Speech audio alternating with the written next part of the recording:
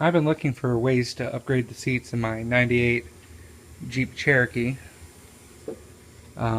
with better seats because mine are a little torn up, if you can't tell. We've tried welding them back together and it's just the seats are just crappy and weak.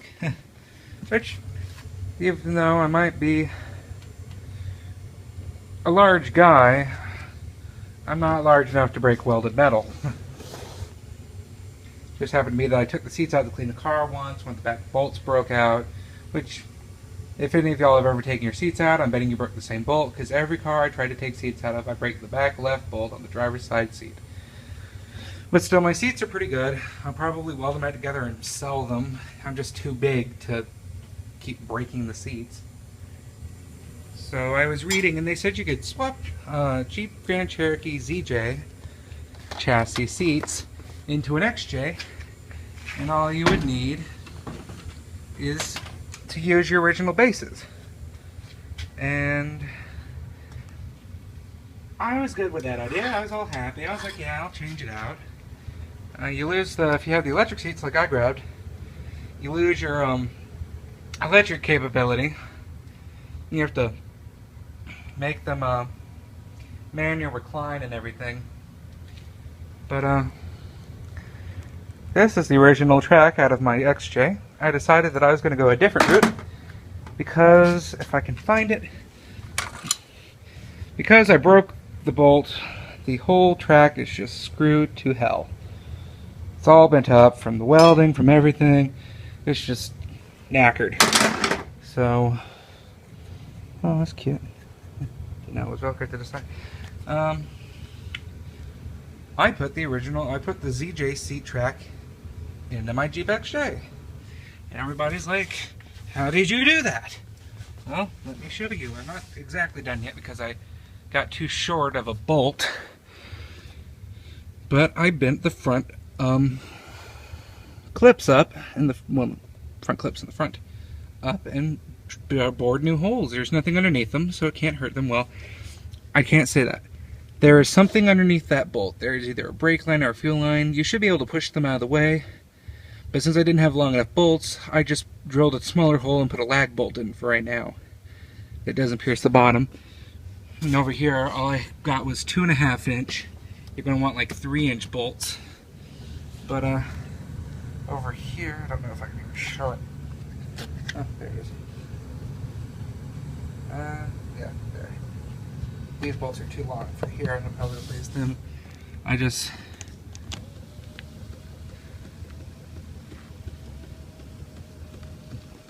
drilled new holes in the floorboard and put them in.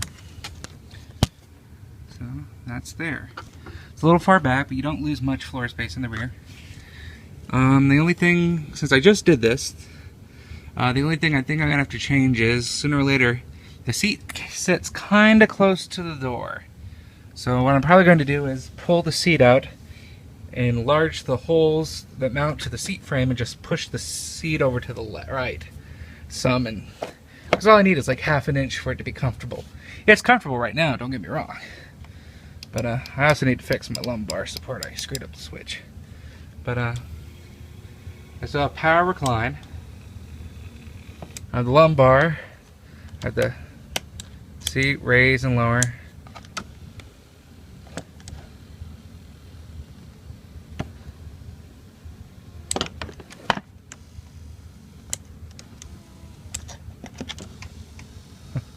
I haven't quite figured out the switch yet.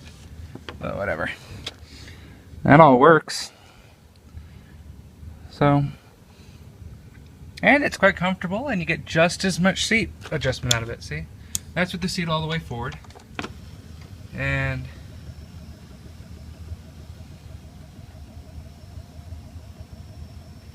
with the seat all the way back.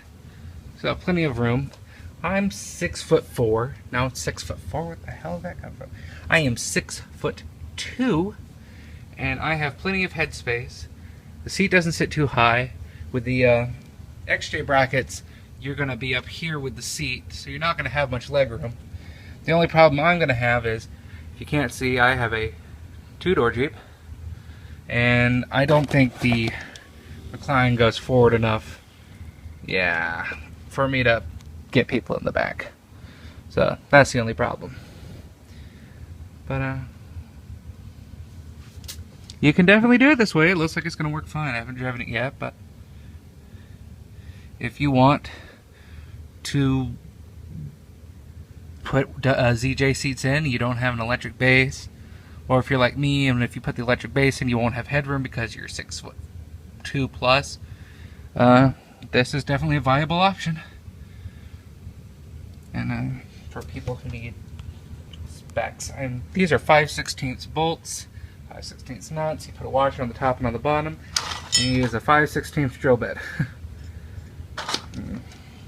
And just drill down, making sure you don't drill in anything underneath.